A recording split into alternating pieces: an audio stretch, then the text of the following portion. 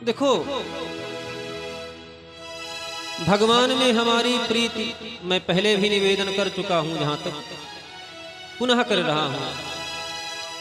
भगवान में हमारी प्रीति कब होगी? जब हम भगवान को जानेंगे। जब तक हम भगवान को जानेंगे नहीं, तब तक भगवान में हमारी प्रीति, हमारा लगन परमात्मा में तब तक नहीं लगेगा जब तक हम उसे जानेंगे नहीं। और भगवान को जानने का दो ही मार्ग है, दो ही उपाय है। कौन कौन सा? पहला उपाय तो ये है कि जो हमारे पुराण हैं, जो वेद हैं, जो शास्त्र हैं, जो उपनिषद हैं, जो स्मृतियां हैं, उनको हम पढ़ें। जो हमारे धर्म ग्रंथ हैं, जो भी हमारे शास्त्र हैं, उनको पढ़ें। जब धर्म ग्रंथों का अध्ययन करेंगे, शास्त्रों का अध्ययन करेंगे, तो हमें परमात्मा के गुणों का ज्ञान होगा, परमात्मा के विषय में हमें ज्ञान प्राप्त होगा। अब वर्तमान काल में अगर शुद्ध हिंदी दे दी जाए तो लोग उसका अर्थ नहीं कर पाएंगे, क्योंकि हमारे जो इस समय जो वाणी है वो मिक्स है। मिक्स समझते हैं? आजकल सब्जी बनता है मिक्स वेज जिसे कहते हैं, उसमें आलू भी डाल दिए, टमाटर भी डाले, गोभी भी डाल दिए, जितना सब्जी सब डाल दिए, वो मिक्स वेज हो गया। ऐसे हम लोग जो वर्तमान में बोल रहे हैं ये एकदम मिक्स है।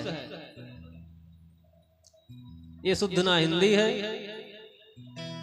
ना ही शुद्ध उर्दू है, ना ही शुद्ध इंग्लिश है, ये सब मिक्स है। अगर शुद्ध हिंदी रख दिया जाए तो लोग उसका अर्थ नहीं कर पाएंगे, और फिर देव भाषा संस्कृत का अर्थ करना कितना कठिन है। तो सभी लोग पुराणों का, शास्त्रों का, वेदों का, पहली बात तो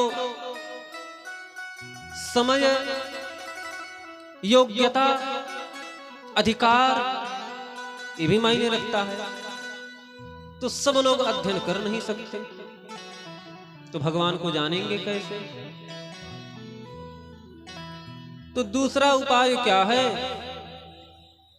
भाई? या तो जानो या तो मानो। जो आचार्य, जो गुरुदेव, जो संत अध्ययन किए हैं, जो व्यासपीठ से, धर्मपीठ से जो भी बोला जाए, वो भी धर्मपीठ भी दूषित हो गया। व्यासपीठ भी जो है ना, वो वर्तमान काल में वो भी जो है 100 में तो 70% दूषित हो गया। अब 30% वाले जो हैं, 30% जो हैं शुद्ध, उनको सुन करके हम उस परमात्मा को जान सकते हैं।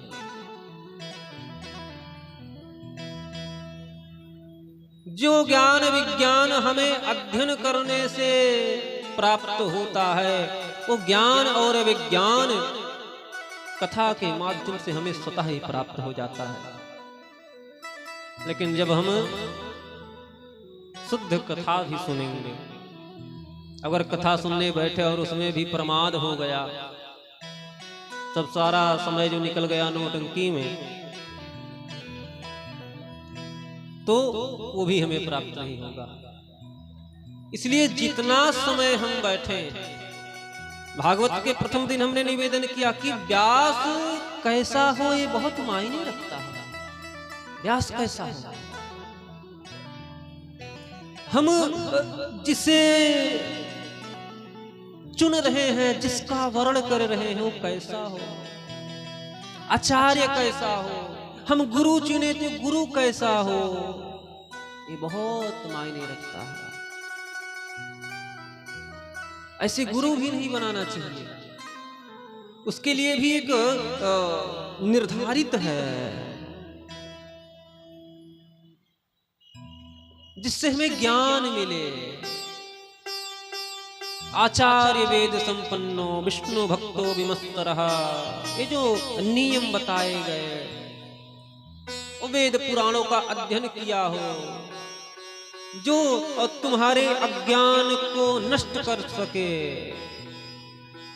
ऐसे का हम वर्ण करें, ऐसे आचार को हम सुने, जो वक्ता भागवत की बढ़िया से कथा सुना सके।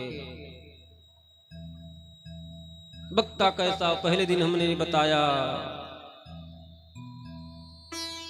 फिर निवेदन कर रहे हैं कि वर्तमान काल में हमें ज्ञान विज्ञान तभी प्राप्त शुद्ध हो सकता है भाई, वही अध्यापक पढ़ा सकता है जो पढ़ा रहे। जो स्वयं नहीं पढ़ा है, जिसे साइन थीटा का मान नहीं पता है, वो त्रिकोणमिति कैसे पढ़ाएगा?